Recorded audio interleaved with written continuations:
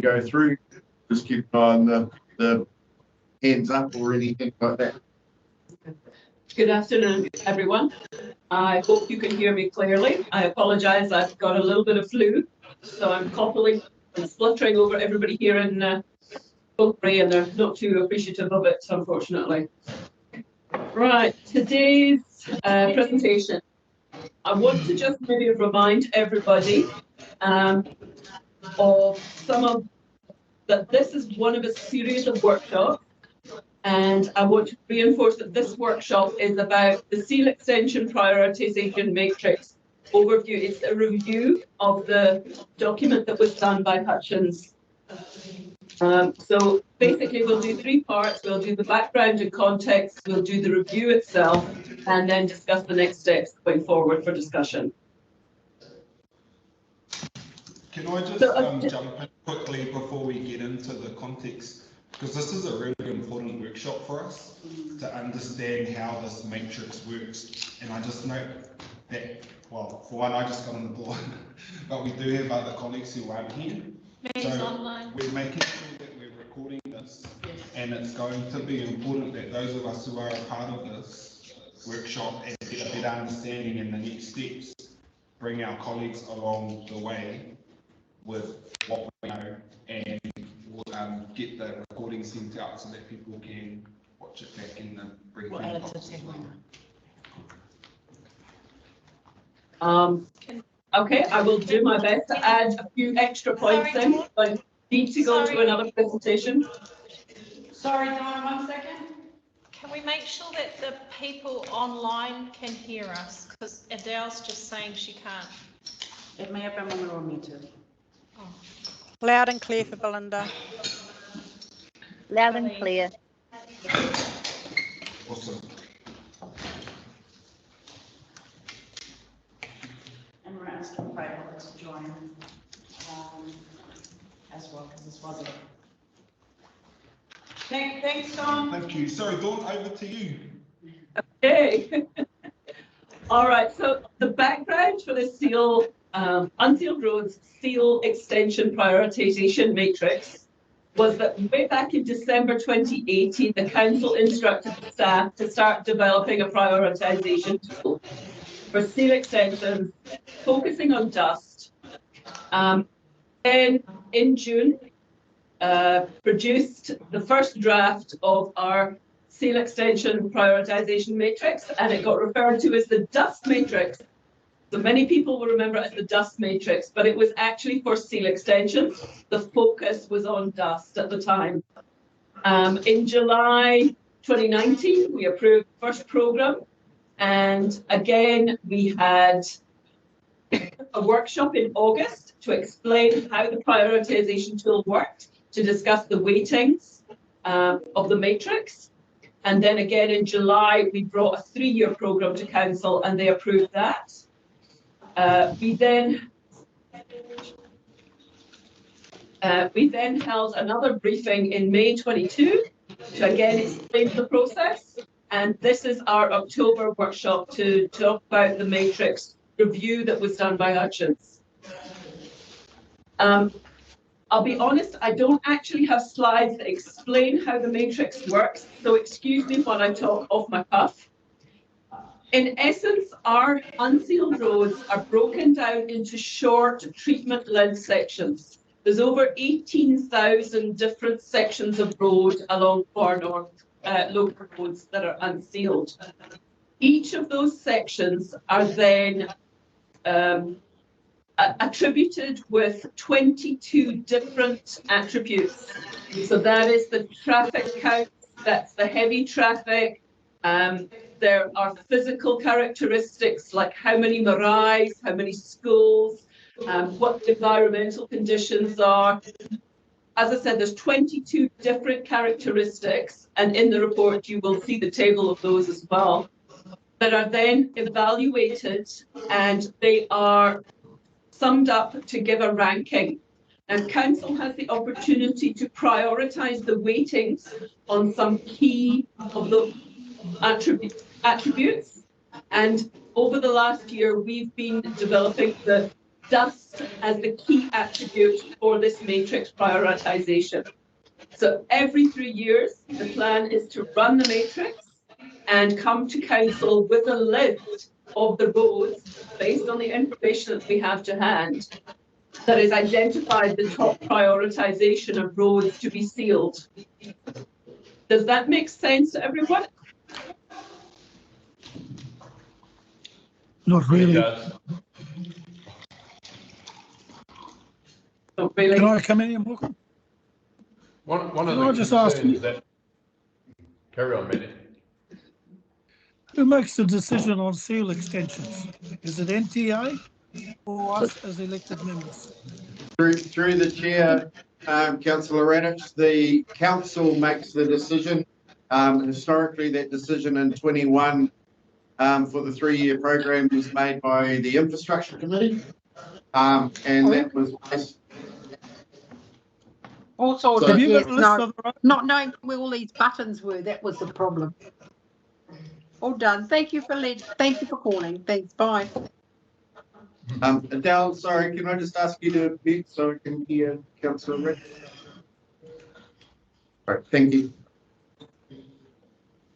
Are Did you you have there? another councillor Radish? Yeah. Yeah. Have you got a list of the roads for the seal extension? Okay, if I move to the Because next slide. well, hang on. Oh, I see This- some here now. Yes. Yeah, this was the list of the roads that were approved by council in July 2021, which was a 3-year program. I've identified the original plan dates and the actual completed dates, as well as comments alongside where there has been a deferral on the West Coast Road, and Omaro Bowl Road has also been deferred as we are investigating some low-lying flooding areas. But there has also been further seal extensions, and these are ones that are externally funded, such as the TIP Fund, Tourism Infrastructure Fund, the Provincial Growth Fund, and did get a couple of traction seals under the National Land Transport Fund. I apologise for the spelling mistake of transport. So when we come to the actual review, council had asked us to get an independent review undertaken, and the primary objectives was to review the methodology used for prioritising the sealed roads, the purpose and function of the matrix, to review the functionality of the attributes and the weightings in ranking it, and then the process for updating and changing the matrix. They also then were to take 6 random roads and do a sense check on it. And that is the basis of this report. That's great, thank you. I'm going to jump ahead. I apologize. I am making the assumption that everyone has received a copy of the report. No. No. My apologies. I was understanding that that had been requested. It's a little bit of a problem, and we will have to make a plan with that. My apologies for that. In essence, to summarise the report has come up that it's considered that the actual dust matrix prioritisation tool is generally fit for purpose and in line with the processes followed by other roading authorities for seal extension prioritisation. However, its function is dependent on the quality of the data entered into it. They then listed 7 recommendations, and I'll bring those up next. These were the 7 draft recommendations. This is just the draft version of the report.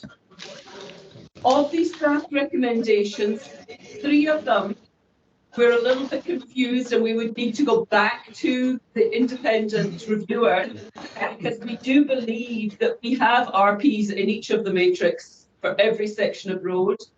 We have got a logging and forestry attribute in there, and we also have an environmental factor. So maybe there's some minor tweaks that they're asking, but they have not been specific enough in the recommendations. With regard to the other 4 draft recommendations, the majority of them are, 4 of them are about increasing the quantity of traffic counting that we undertake. Now, we have undertaken a traffic counting contract to get more representative traffic counts, but they are actually asking to undertake another 200 traffic counts a year, which is equivalent of $250,000. So it's a significant increase that they reckon needs to be recommended. So that is basically the synopsis of the report and the review. What are next? Dawn, Yes? can you go back one to that slide, please?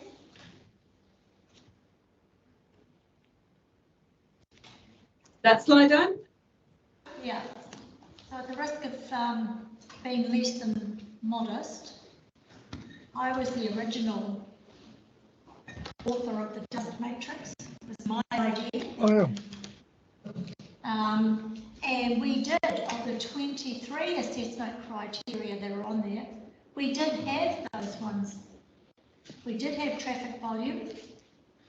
We did assign amenities. We talked about whether schools or marae or hospitals were accessed off the route. And we did have average annual daily traffic in vans. What's changed? What am I missing? Nothing. So through the chair, we have that data in there. What they have recommended is that we further increase the number of counts, because we don't count every unsealed road. We do. So there's extrapolation. So they're saying we should be going down and undertake twice yearly traffic counts on the top 100 potential sites. Both to get seasonal impacts and the normal view. Now that in itself would add, as Dawn mentioned, another $250,000 to the annual traffic count program. Calvin, can you just talk Yeah. me through what actually happens now in terms of traffic counting then? And then also, if that's going to cost $250,000 and we put up $1 million for unsubsidised sealing, that's a quarter of the budget, or can you talk through that as well? So we currently run a traffic counting contract, and we do seasonal counts in winter, spring, summer, autumn, as well as specific holiday counts. On average, we do about 250 to 260 counts across the region every year, across the district, sorry. And so we run a regular program, and that program has been running for 3 years consecutively, and the intention is to continue that for the next 3 years. So we have a regular traffic count program that counts roads around the district, but based on those traffic counts, we then get to estimate the adjoining roads to that based on the traffic counts. There are formula to estimate that, and we work with that as well to put that input into our database that we record all our traffic counts in. So you're saying, you're saying for 100 of our top roads, you'd want to do twice yearly on those. And so I'll let. So for the, say a road, say we pick one road for as an example, West Coast Road, which is at the top there, it's already been highlighted. Are you saying that you wouldn't actually, we've got what, 4 seasonal, for every season we do a count, but that road might not be a part of it. It could be the road in Koukou, and so you just estimate. And so under this, you actually would go out and do a twice yearly count on that road on top of the, or ones you already did 4 on. Or just what's the difference here? That is basically, I think it comes back through the recommendations that to the point that the matrix is only as good as data is in it. And what they're recommending is to avoid any doubt on those top 100 sites. Before running, we basically run it, we identify the top 100 sites, and those 100 sites are targeted for increased detailed traffic management. Noting that because we have sections, you may end up having less than 100 traffic counts because you may have multiple sections on one road.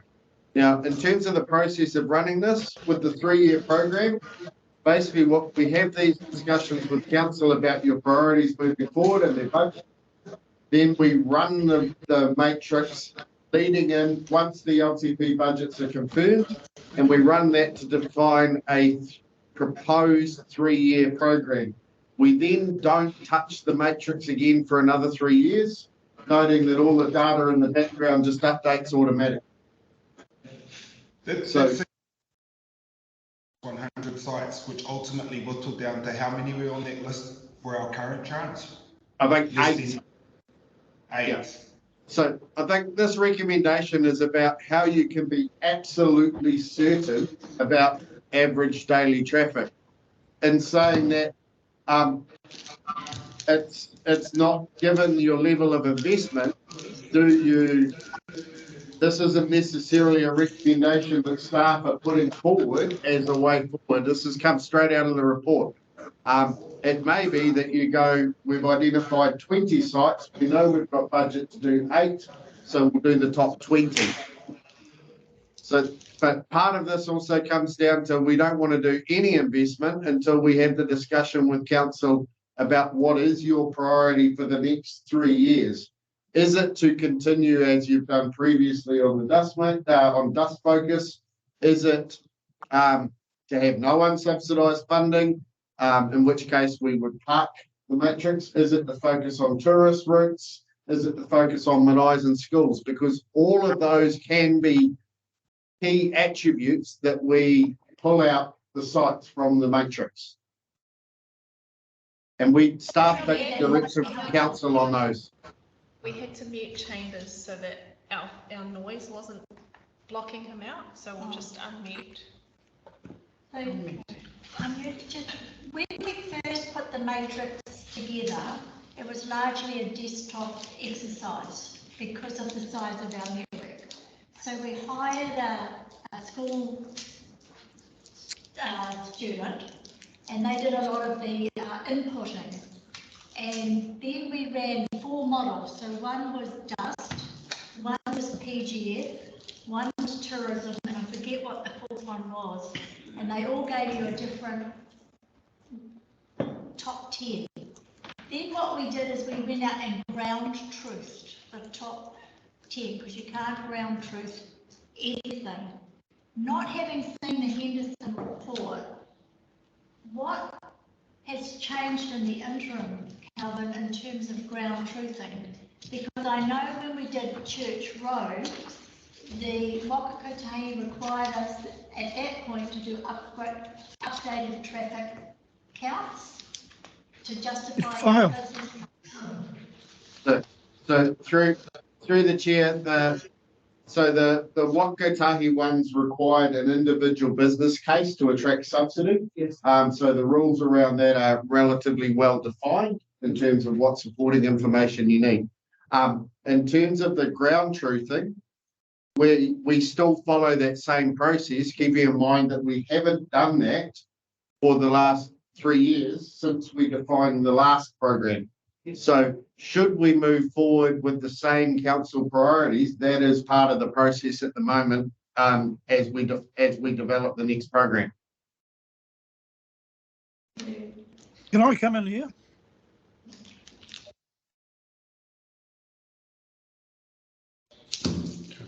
Can you hear me?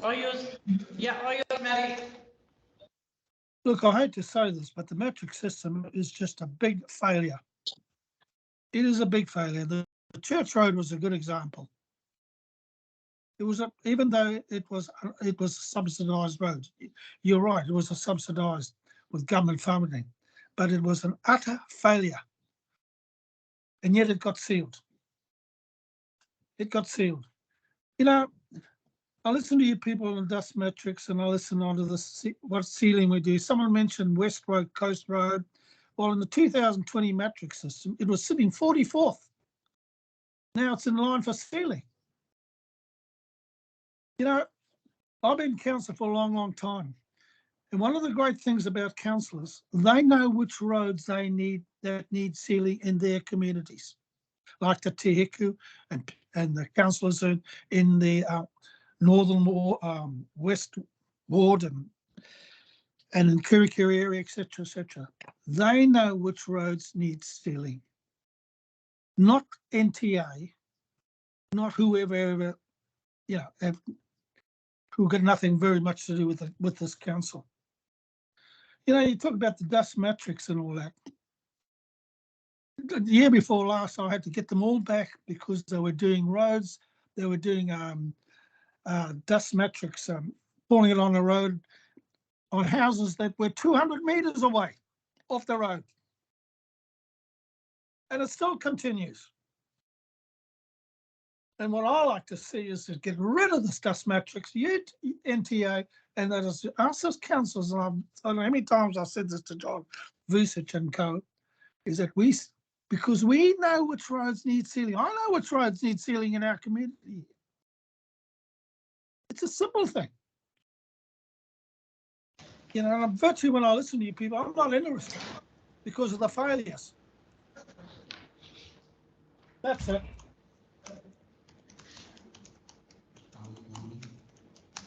Through the chair.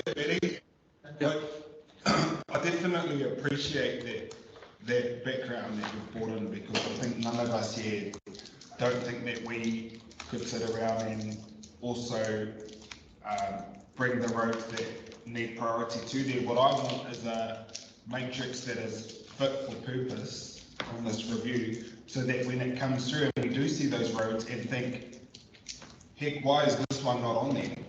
Where did it fall over? We can tease that information on why it did miss out within the matrix, so that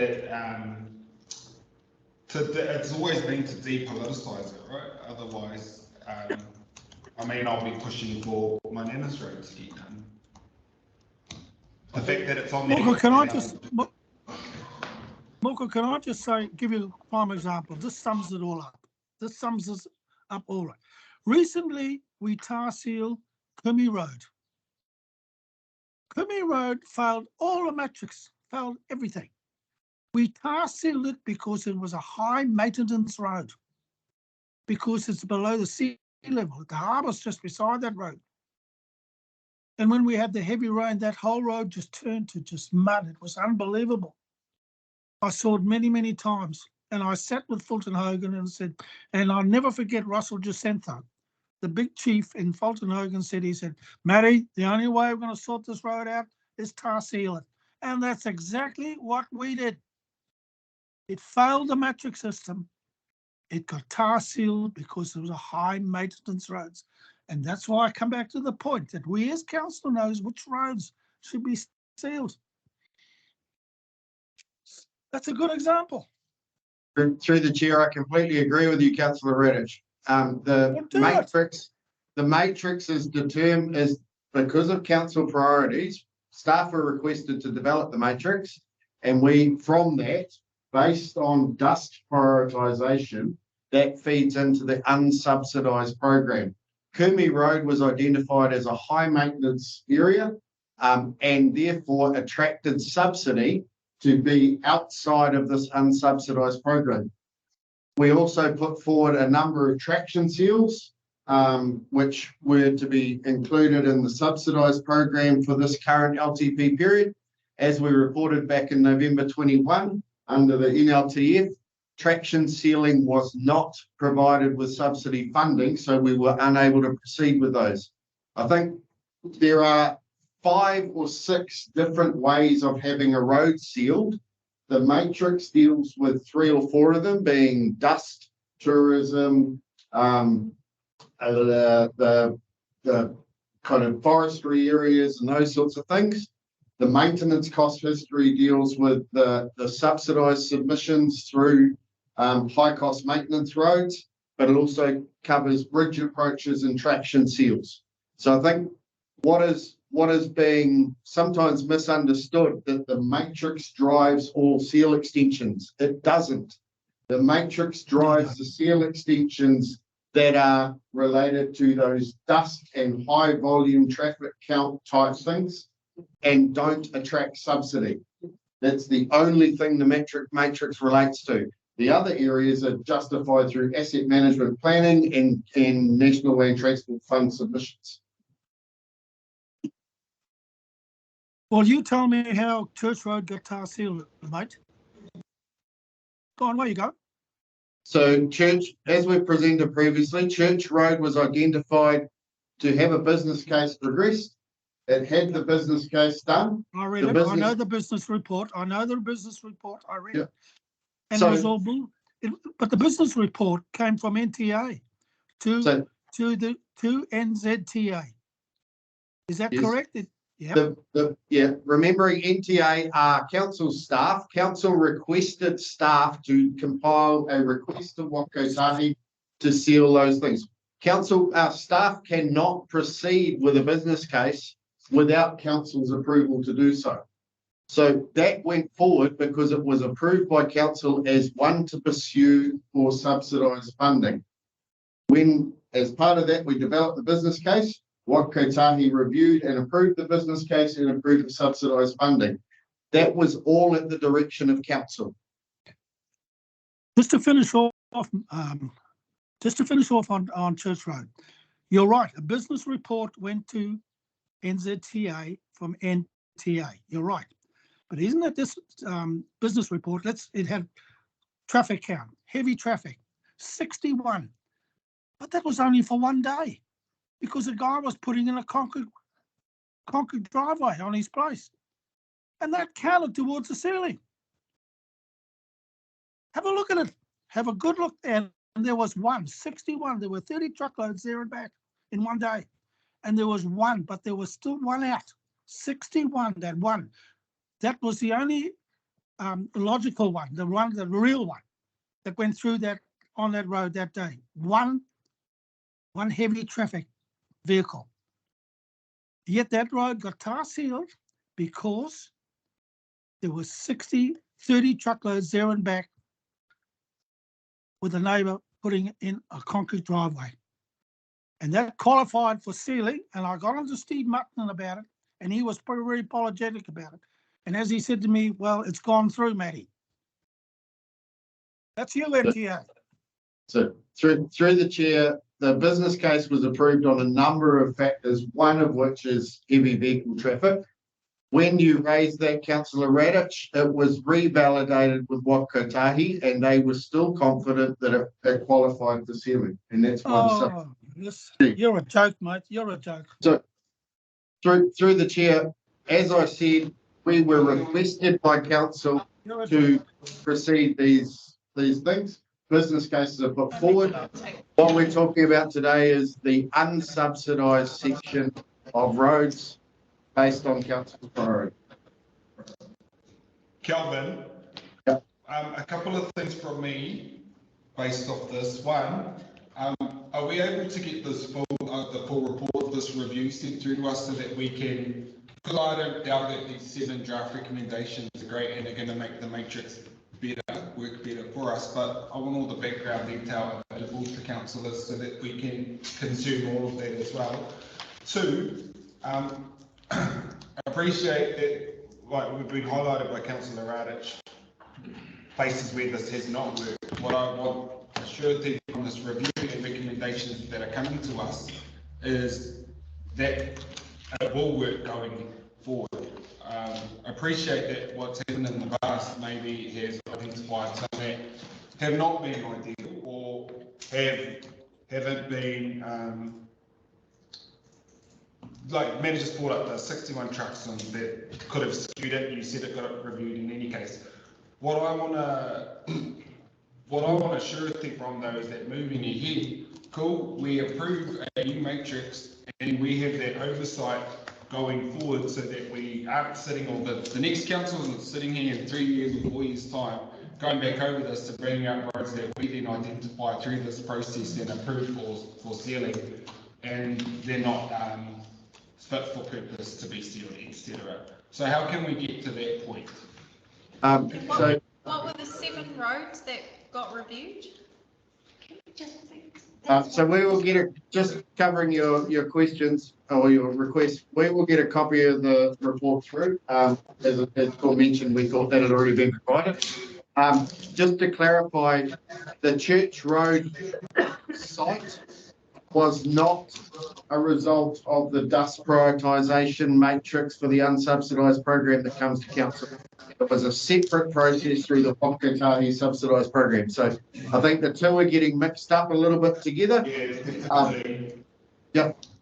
So I think you'll find now with this new transport committee too, Calvin, is that irrespective of what pot or what matrix or any of that comes through, you've now got a vehicle through this council to bring all of that information to us where it can be clearly identified how something, why a piece of work is happening and what has led to that happening in that way, shape or form. Does that make sense? I have a question for Bob. Because of research. You can, thanks, Calvin. I think what you've done is really good. Can you hear me okay? Presume you can.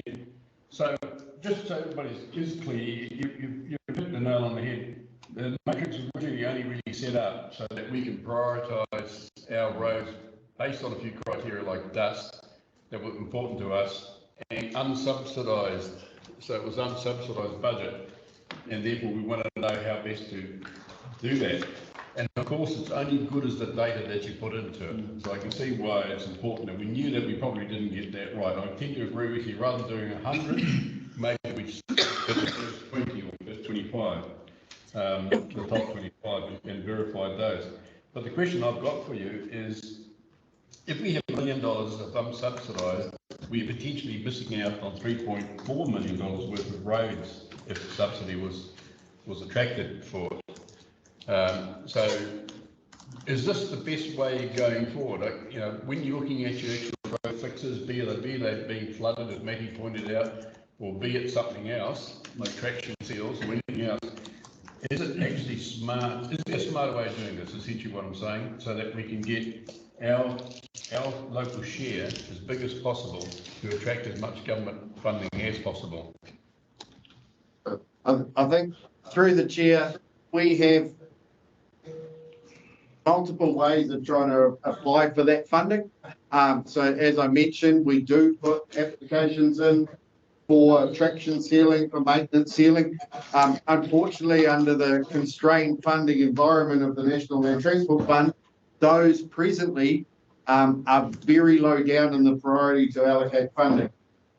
So we have a prioritised list of traction sealers. They were put in last cycle, they are again put in.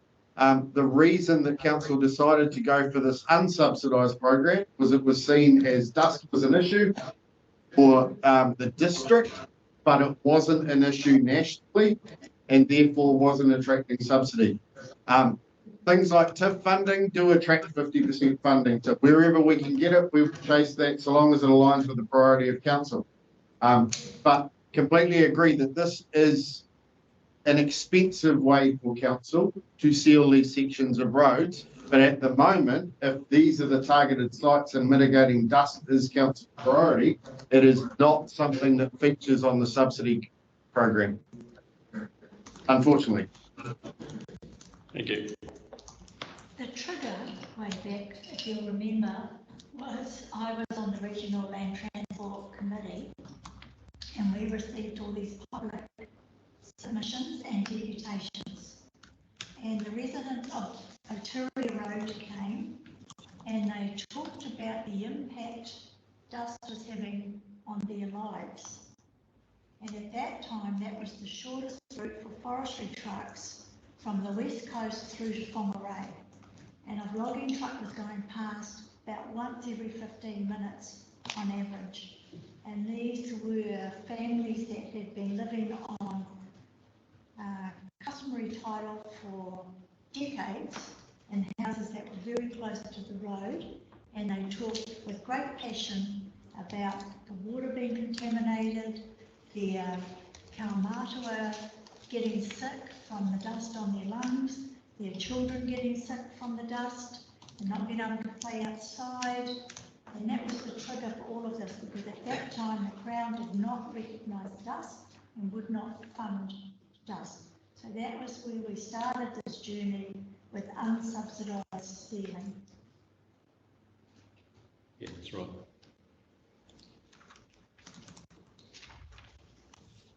But I think we should just remember that, you know, it's an expensive way, as Phil said, to do things. So if there's any way of attracting the subsidy, then that's the preferred option. As I said, 1 million will translate into about 3.4 million of actual work being done. That's 41%. 50%, I think. Anyway, carry on. I've nothing more.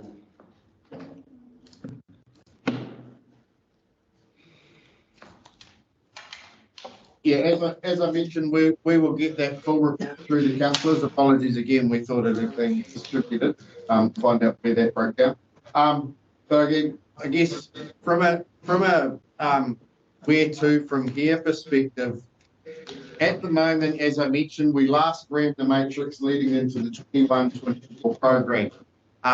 Because that program was set, there is no point, while the data continues to be updated, there is no point rerunning the matrix until council formally decides what value of funding will be attributed to it in the next LTP period. As soon as that is confirmed, we will then run the matrix. If that continues, then we need some steer from council as to, are your priorities for seal extensions still the same, i.e. are they still targeting house frontages and dust mitigation, or have they changed to other subsets like maintenance sealing, or have they changed to other subsets like dust strips in front of mid-eyes and schools? Because those all determine which way we move forward. The other thing to keep in mind from a value perspective is seal extensions the best way to go about things for the whole of district approach? Noting that for your 3-year budget, you're getting about 7 seal extension sites. To seal a road is somewhere between $600,000 and $1 million a kilometre, plus $35 a kilometre. 35,000 a kilometre to maintain and about 70,000 a kilometre for every reseal. To do the centre of excellence, you're talking about maybe 1/10 of the cost to do the rehabilitation, which means your budget can go further. So I guess when it comes to moving forward, council needs to decide in a constrained budget environment, where is the best place to invest any unsubsidised funds you have on your unsealed network, particularly noting that in the National Land Transport Fund prioritisation kind of methodology, low volume unsealed roads do not feature in terms of national rankings for prioritisation of funding. So we are up against it in that space just due to the makeup of the network. Thanks, And Calvin. It's Calvin. Yeah. I just, without the report, I don't think that this workshop is actually very helpful, because the report was meant to help us determine ways that, like whether it was working, but also address some of those, there were roads that were just in urban centres that we were wanting to look at too that needed seal, and then there were traction seals that we were wanting to look at to see how, whilst there's the dust matrix, what other tools and what other matrix could we use for those other roads that we were getting, you know, RFSs on repeatedly. And yeah, I don't know. So just to clarify, sorry, Councillor Stratford, the report was solely about functionality and suitability of the matrix for the purpose it was designed for. Yeah, and that's what you're talking about really comes down to council's priorities on what they want to seal. What roads did you review? Roads reviewed were, I believe Councillor Vucic was part of the group that determined the roads. Was that not right? Yeah, well, I was the chairing some committee at that time with that, but it went out for a number of people to put in their selection of roads, and then it was pared down, I think. So yeah, that's pretty much correct. That we that review, just those roads though, just were roads that were done. I think some of them were sealed, and maybe weren't some sealed, and it was just purely a case of determining how well the matrix was working. It wasn't actually trying to be a selection criteria for roads that should be done. But the roads were Atawa Road, Rafferty Road, Montati Road, Parapara Road, Henderson Bay Road, and Purirua Road. Okay, I can't wait to see the report. The report that we do have is the aggregate one, which is in the next part of your workshop. How many pages is the dust seal matrix report? About 25. Maybe we could just have a break, Chair. Can you send it? Can you send it and we can read it and come back to it? Yeah, good idea. Yep. Please? I thought Moko was chairing it, but he's gone. When we first did it, we put every road in there, and the spreadsheets, which I've still got at home, run to hundreds of pages. Calvin, do you want to send it to me and I can print it? Yep. Who was that? Sorry? To Ellie. Ali. Yeah. Or, yeah, and who wants it? Digital. Kelly will send it around. Whatever. Email and print. To mayor and councillors and print. 1, 2, 3, 4 copies. The other thing is And that in the meantime, we can have it up on the screen while the roads will change, so you can't take a fixed point in history and say that's the top 20, and not the Bastard's office, you've already said one at a time. Because population and dynamics change. And John Usage was on council at the time, and I was at great lengths to make sure there were no road names on the matrix, because we needed everybody to buy into the methodology. The minute you put a road name on there, ward wars came to play. I was on the council at the time too. I remember us taking the names off and there it was, Church. But when we uncovered and saw what the names were, Church Road was there in the dust matrix. So it's not fair to say that this dust matrix had nothing to do with Church Road, because it actually got it up there, you know, it got it to the Wakakotahi conversation. But just to clarify that, Councillor Stratford, one of the ways of filtering the matrix is to meet Wakakotahi subsidy criteria. That is separate to the dust prioritisation way of filtering and prioritising the matrix. Yeah, so the data in the matrix informed it, but it wasn't the dust matrix as it is known. That was always the way, and that's why we had different spreadsheets. Yeah. So I said, if you go to Wakakotahi route, these are the roads that will qualify. If you go the tourism infrastructure route, these are the roads that will qualify. If you want to go unsubsidised dealing, these are the roads, and if you want to go TIP, these are the roads. And the whole idea of those spreadsheets is that they will be updated annually as population change, as tourism change, as other influences came on board that would alter those lists. And it was always our way of taking the squeaky wheel out of the equation, because there's always that perception that, oh, you only ever seal roads in the eastern ward, or you only ever do that. And so it was to come up with a fair system where we could say, we put everything in there that we can think of. Heavy, is it a detour route? How many houses are on the road? All of that stuff. And the roads that popped out the top should have been the #1 priority in the district. Just still waiting for that report to come through. Sorry, I'll just send it to Ali.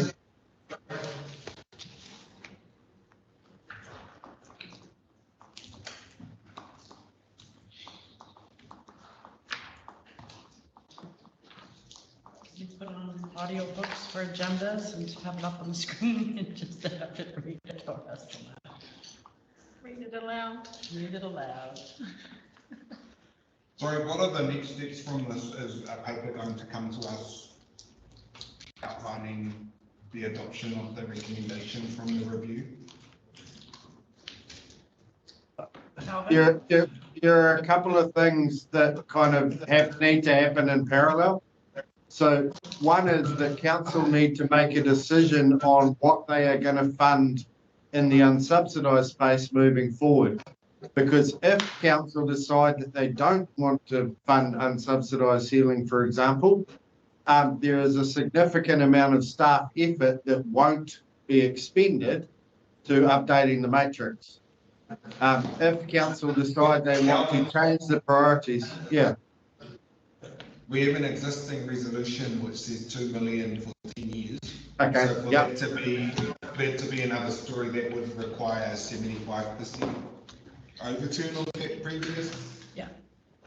Okay. I'm of the opinion that we assume that that stays. Otherwise, I mean, we could be relitigating every bloody resolution this council, previous councils have brought to the table. So what I want to see as next steps is making sure that the matrix is fit for purpose by being able to go through the full review and have a paper come to us with what staff need to make it work better. Or to prove that it is working right, whatever, you know. That's exactly right. It's been controversial since the beginning. And what elected members need to do is look at the assessment methodology and the criteria and say, is that right? Have we got the correct weightings? This is delivering the outcome.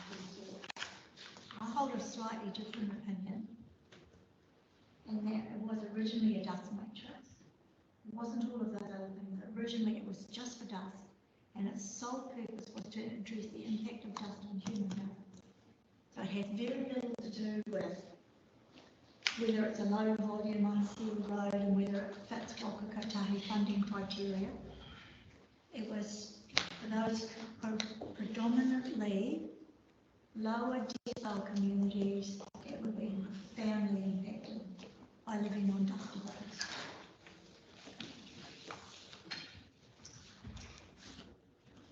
So we've got the report through now.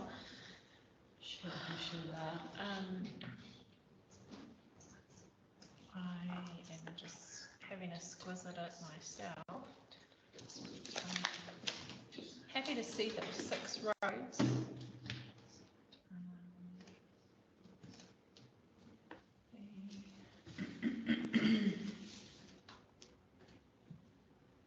I just emailed Calvin about Ultawa Road on Saturday, actually.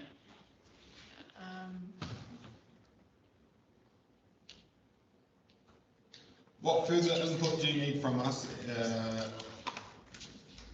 from this workshop before you proceed again, Calvin?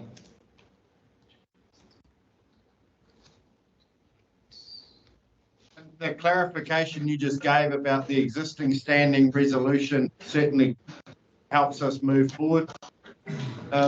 Your Worship, it's effectively what we will do is go back and continue the review of the recommendations, put forward our view of what is practical and reasonable of those recommendations, so the 100 versus 20 sites, and bring a paper back to council on the proposed way forward and timelines for determining the 24 to 27 program. Excellent, sounds good. What I was saying though when you were out, Michael, was because we didn't have time to read this, you know, we haven't had the opportunity to ask specific questions to really interrogate the information. What time would that turnaround be like? I mean, I'm not going to read this today. But is there a way where we've received this now, to be able to send through questions or interrogate it as our deputy mayor has just pointed out there, so that involves part of the work you're doing before the ultimate paper comes back to us. What sort of timing would you expect of us to be able to input in that way? But noting that we've got another workshop at the end of November, my suggestion is that workshop we target 2 items, one being the emergency works update discussed previously, the other one being the continuation of this and after elected members have had time to review the report. From a timing perspective for decisions for the paper, we will not be bringing a revised list to council until around July next year because it requires the LTP to be adopted first. So our proposal would be to bring a paper to the Transport Committee in February asking for that guidance after the November workshop. Plenty of time to go through this then. All right then. Does that sound reasonable? Yep. Just a wee bit confused about some of this. It says this was developed in 2019. It goes back a long time before that. Through the 2019, but the actual original dust matrix goes back. We presented it to a meeting in Kaitaia. Through the chair, just to clarify that, Councillor Court, the current iteration of the matrix that was reviewed goes back to 2019. I became a councillor in 2018, so it was either 2018 or might have been 19. Way back, before we sealed Artillery Road. No, the dust matrix first came in, I became a councillor.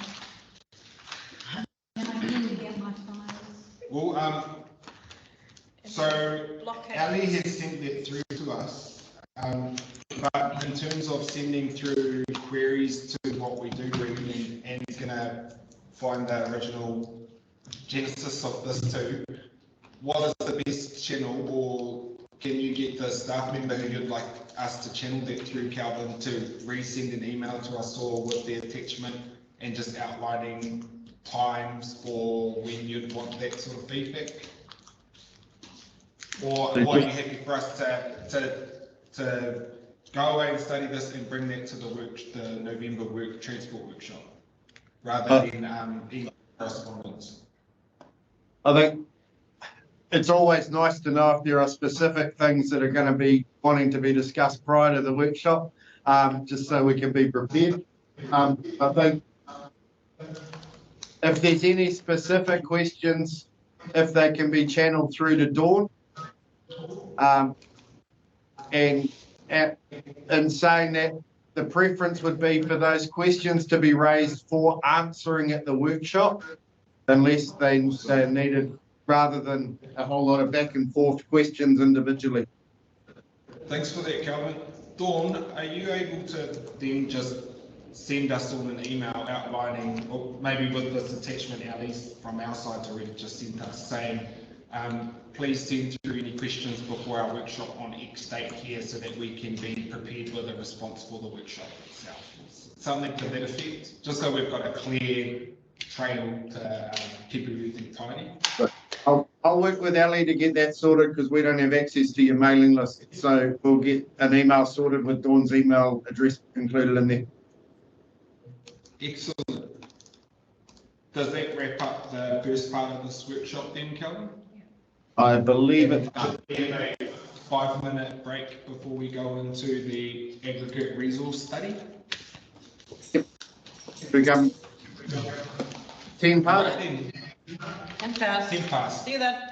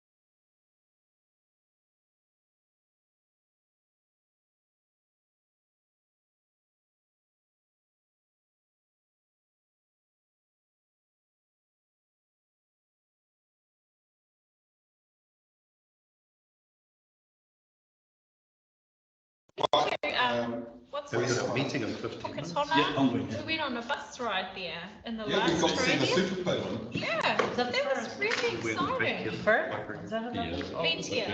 Oh, Ventia. Oh, yeah. Yeah, well, it's getting. Um, I've been in many quarries. Are we Have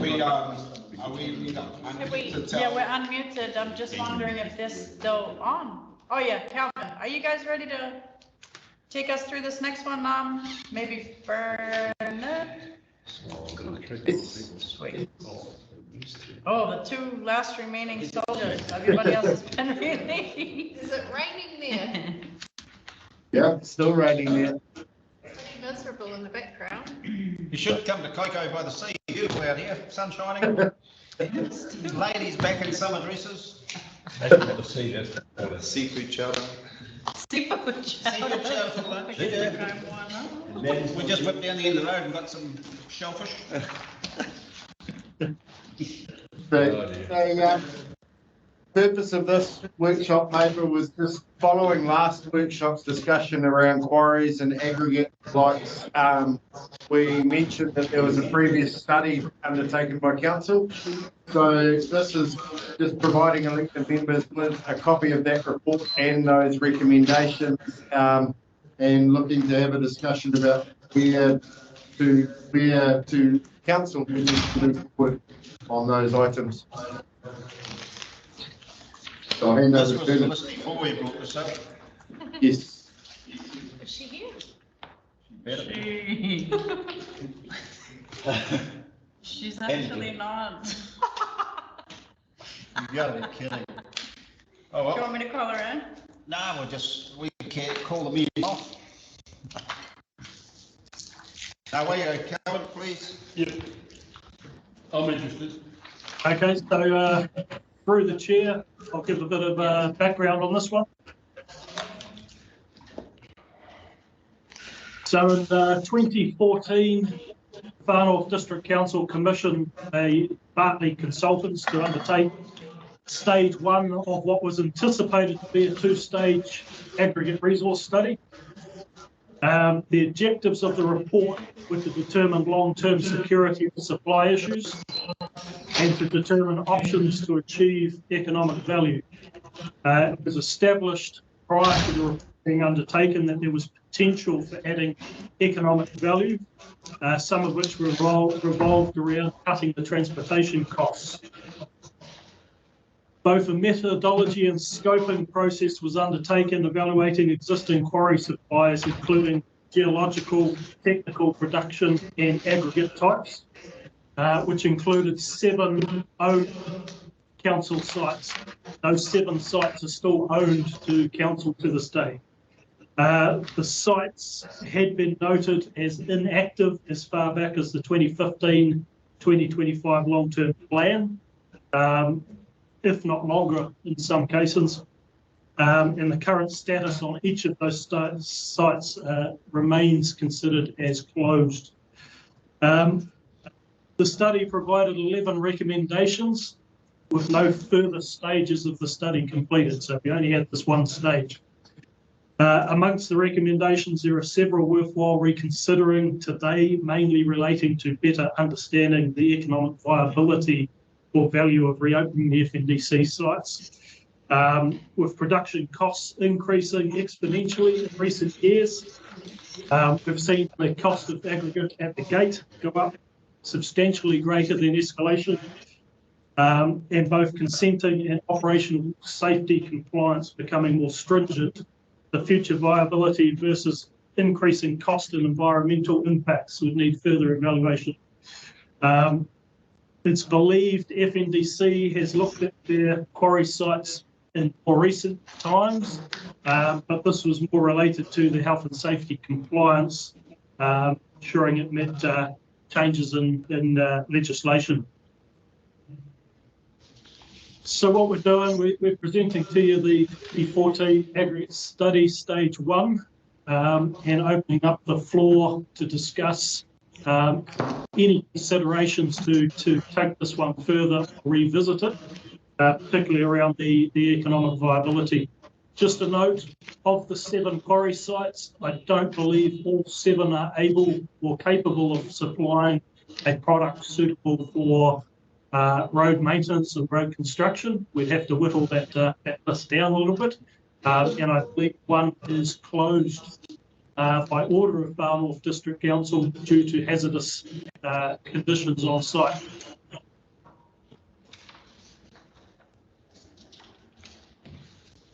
Over to the floor.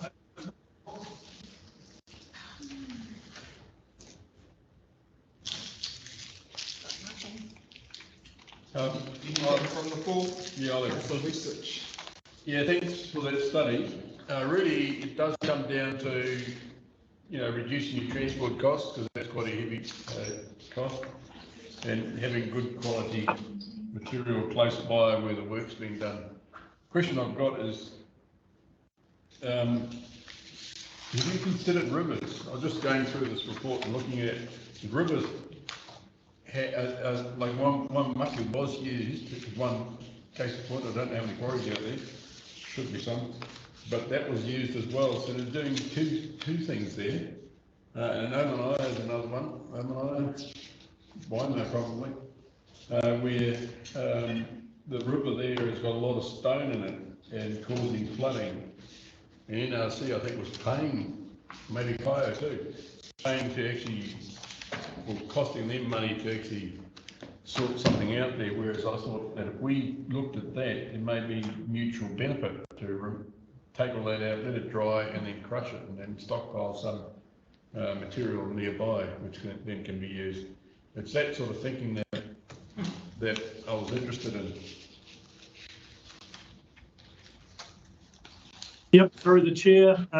The report does provide some recommendations around the same use of river rock. We have used a river rock supply up at Waimatanui several years ago. The thing with river rock, however, is it's inherently bony material, generally not good for unsealed road applications, but there may be considerations around some of the construction works that could be taken into account. The other thing, of course, is getting a contractor on board with the appropriate equipment to undertake that mobile crushing operation. It's generally not a easy thing to get underway, although NRC do support the crushing rock in certain places. Thank you. You don't have a list of the quarries. So one of the complaints I've heard, for example, in that rock was, that one was Owe. There's a road that goes up into the hills there in Owe, which was pretty much a waterway, and cattle trucks were getting stuck in there. So that was the Nelson brothers living up there. That's where I got the complaint from. I sent that through. And the truck came along and threw some more metal into it, which didn't help that much because they didn't clear the waterways, but it was better than nothing. But I think it was Fife or somebody who had a quarry further up that road, which was not used. And given the state of the road and any rock would have been all right, so that was carved in from somewhere, and that made me think. Well, the fact it made the Nelson brothers think, well, how costly is this going to be if you're going to be doing that? Surely a few kilometres further away when there was a quarry, they could have used that. So either way, either Wrights or Fife, I'm not sure whose quarry it was, and that would have saved us money. So it's just what are we doing to ensure that we're minimising cost when we're actually using aggregate? Does it mean, the quality also that we're using out of the quarries is the right material? Because that's some other complaints I've received where, I don't know if it was crushed mudstone or something and it wasn't lasting very well. And therefore, the cost that we're incurring as council to put all that on may not be as effective if we're using good quality rock. So just two parts. I'll let Bernard cover the quality control side of it. And in terms of the quarry sources and costs, primarily these do come down to our contractors' commercial relationships. Recently, because of the increased transport costs, Fulton Hogan have done a bit of an exercise. They historically had arrangements with primarily Winstone quarries. They did an exercise with some of the smaller quarries to understand the total cost of aggregate supply, including freight.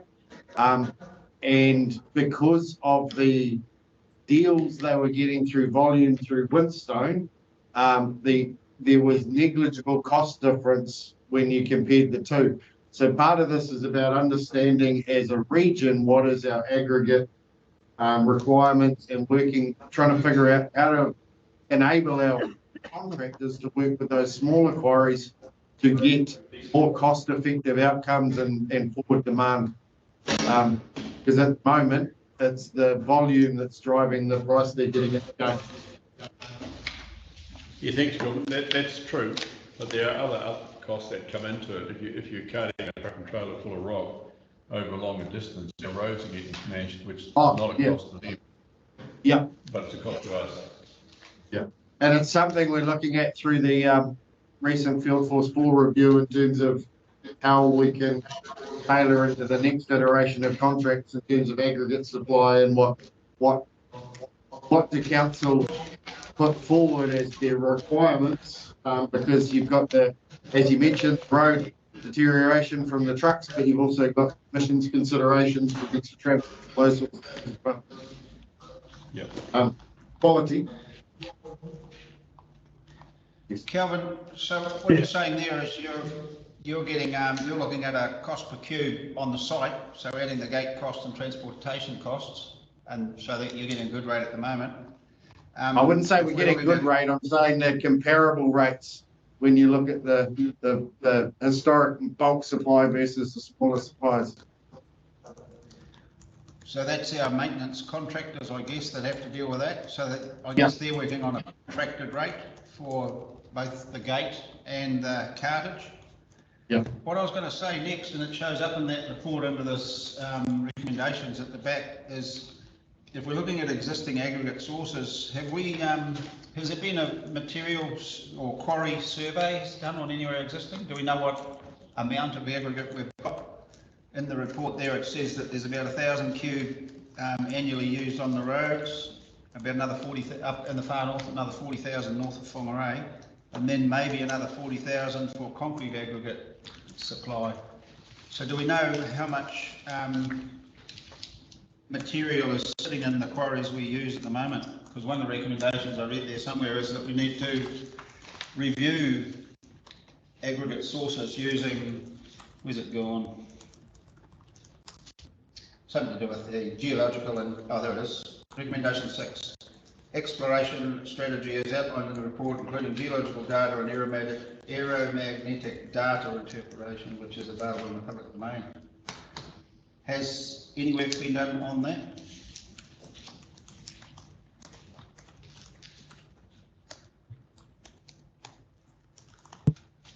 Sorry, Councillor Steve, if you could just cover off your initial question.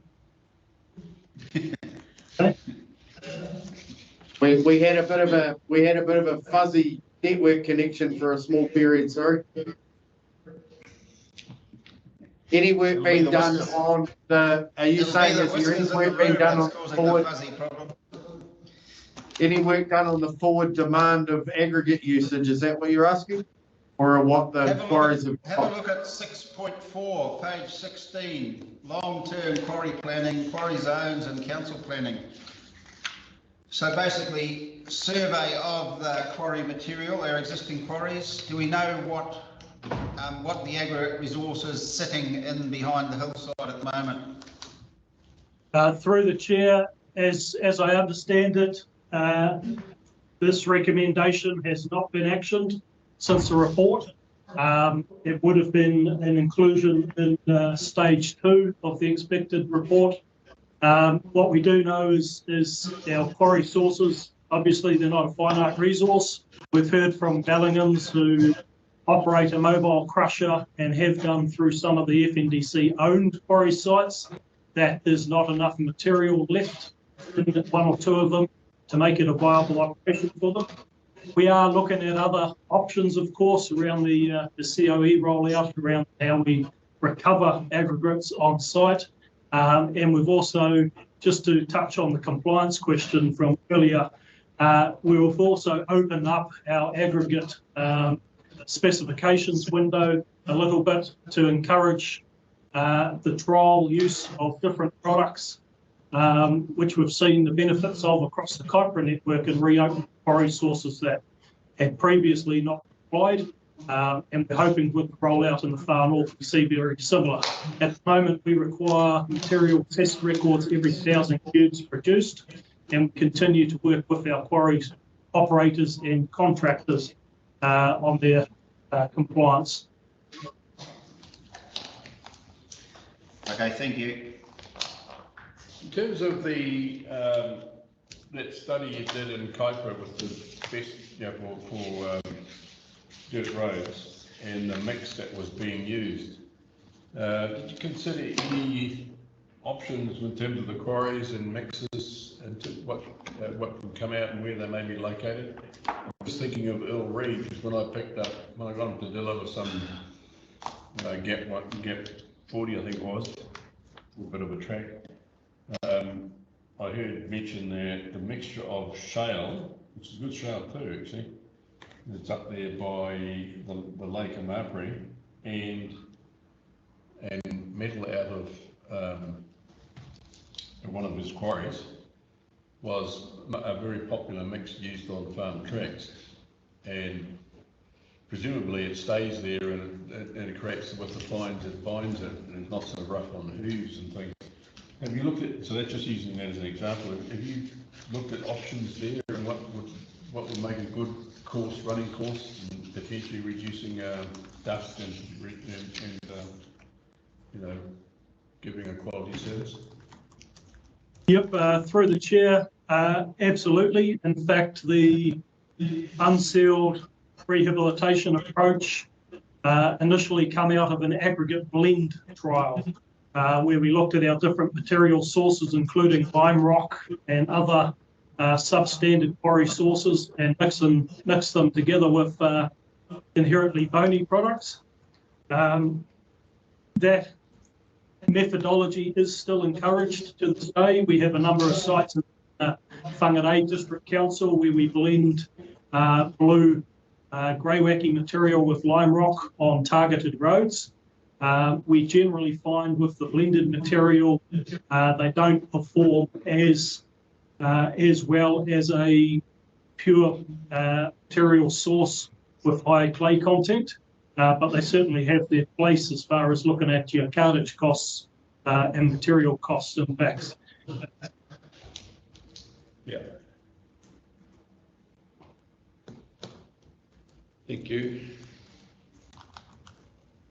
And another trick I heard done, this might be the last question, Mr. Chair, and it's for road stabilisation as well. And of course you use lime, but I think it's hydrate, lime hydroxide, isn't it? And one person actually used cement, and I said, that must be very expensive. And he said, no, it was actually cheaper in bulk, but it's very tricky to use. You've got to put it in there, run the big ropey hose over it and get the moisture content right, and then roll it within a certain period. But it was far superior than the lime stabilisation that was generally being used. Have you heard of that method being used? Through the chair, we generally use either lime stabilisation or cement stabilisation for our sealed pavement repairs. This is standard practice depending on the material in situ. I'm not aware of any cement blended trials across a unsealed cliff. Found with lime blends, as the lime is generally quicker wearing than other materials. And what you find is over time the lime reduces and the aggregate plucks out, which causes a fairly rapid deterioration rate once that starts occurring. So it's not an ideal product for use on an unsealed deck bridge without regular reoccurring application.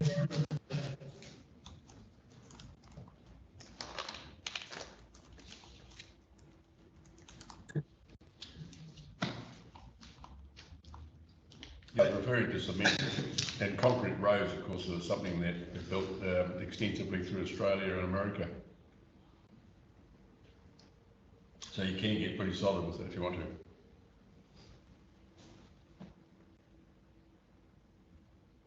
Thank you. I've got no other questions.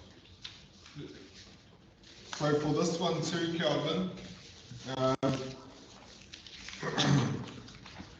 we can expect this to come to, it pretty much is presented here, but to come into paper to us. Yeah, So our next transport committee, or? Yeah, so originally we wrote it as a paper to come to committee. We then thought it probably needed a little bit of discussion first. So we'll just tweak it with a recommendation to bring to the next transport committee. We just wanted to have some discussion with elected members first about the background and some of the quarries and where we want to go. Excellent. Thank you. I guess from a steer perspective, what we wanted to understand are elected members generally supportive of proceeding, continuing on with what was recommended in that report, subject to funding and everything else, of course. I'd say, yeah, definitely bring that paper so that we can formalise that, but yeah, based off the background here, we need to. Yeah, need to know. I don't think the road problem's going to go away. We might use up all our aggregates this coming building season.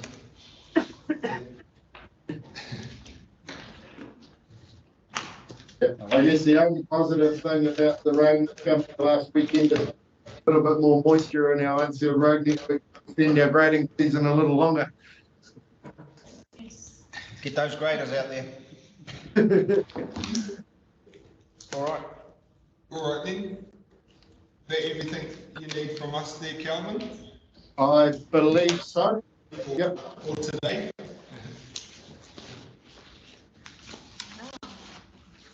All right. All right. Did we open and close our Close the meeting? hui, yeah.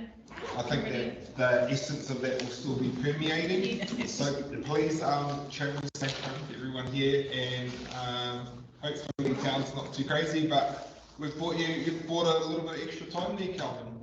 thank you, Kelvin. Good. Hope you make the most of it and go and have a sleep after your trip. Cheers, Sue. Thanks. Thank you.